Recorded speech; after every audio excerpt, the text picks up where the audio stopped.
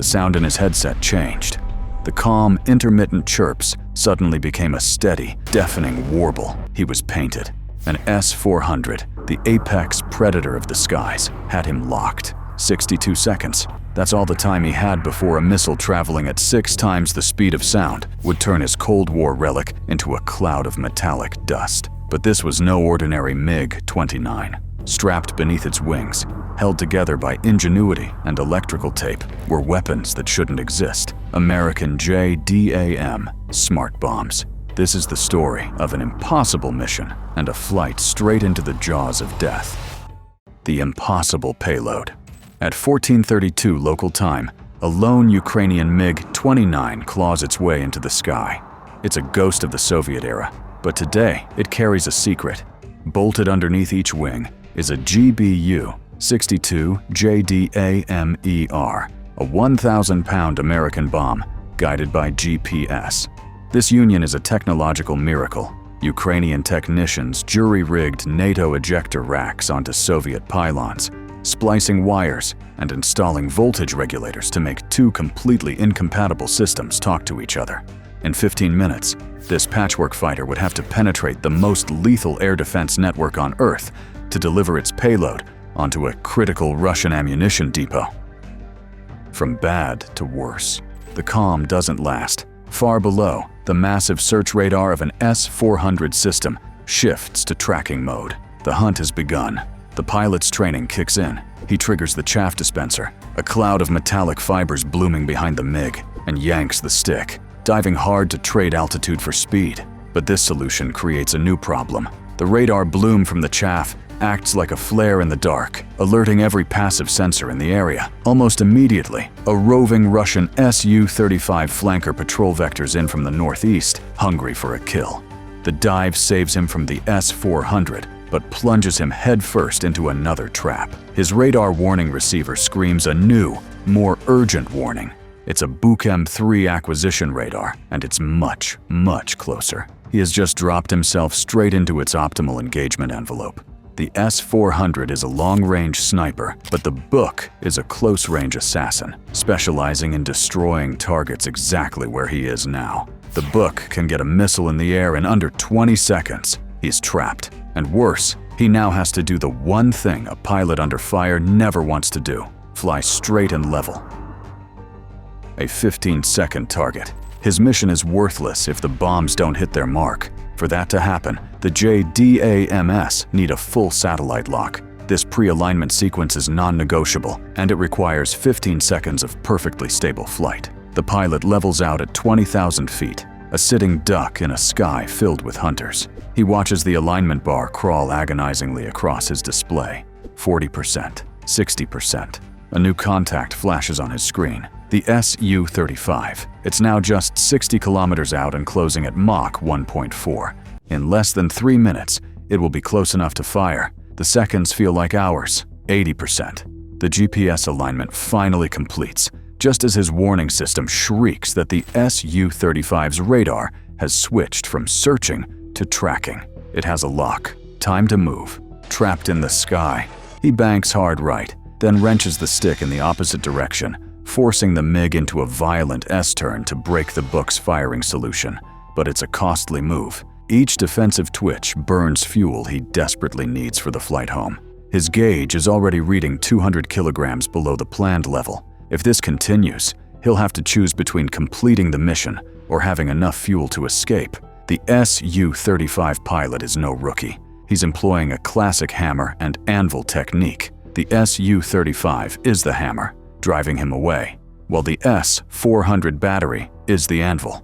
Turn away from the fighter, fly into the SAM, evade the SAM, give the fighter a perfect shot. There are no good options left.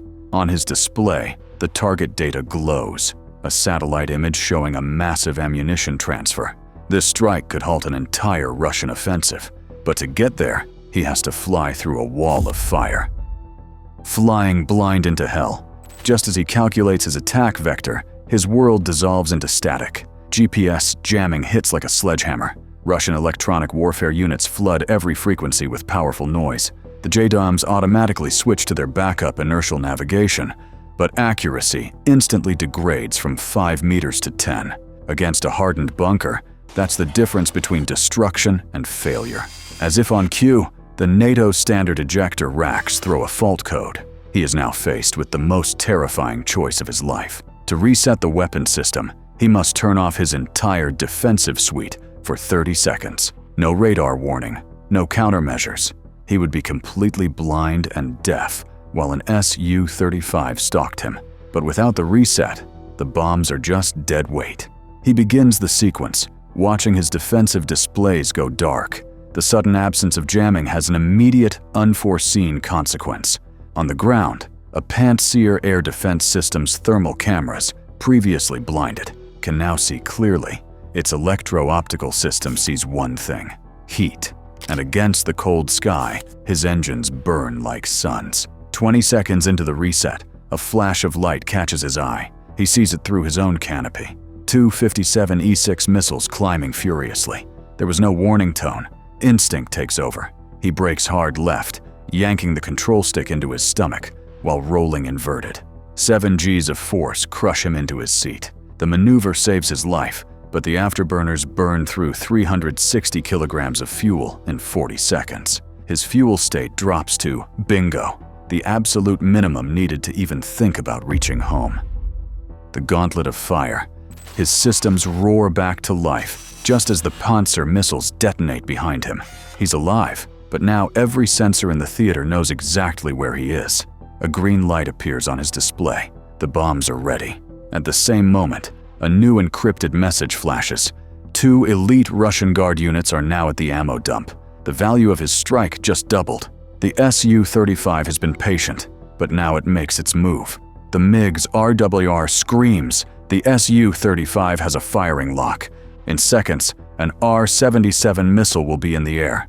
He brakes hard again, notching to evade the fighter.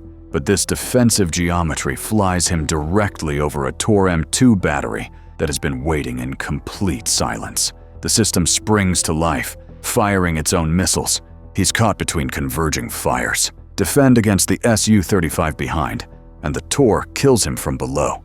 Defend against the Tor, and the Su-35's missile will tear him apart. He has seconds to solve an equation with no right answer. He makes his decision. Full afterburner, nose down. He races toward the release point while death closes in from 3 directions.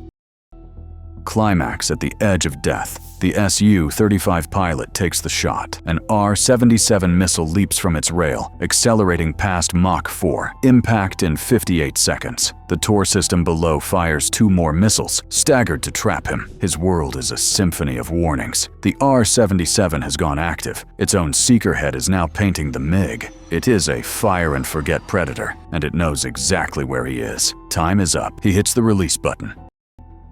Nothing happens. The first JDAM hangs stubbornly on its pylon. A voltage fault, a mechanical failure. Doesn't matter. The bomb refuses to leave. He hammers the button again while pulling Gs that threaten to tear the jet apart. 10 seconds to impact. 5 seconds. He yanks the emergency manual release handle. The mechanical linkage groans and then gives way, forcing the ejector open. The first JDAM falls away, tumbling wildly as it was released during a 7G turn. The second bomb, thankfully, releases cleanly. Both are now on their own. The R-77 arrives. The world tunnels to a gray straw as the pilot pulls maximum Gs. The missile's fuse detonates. Shrapnel rips through the MiG's tail, puncturing hydraulic lines. The aircraft shudders violently, but somehow keeps flying.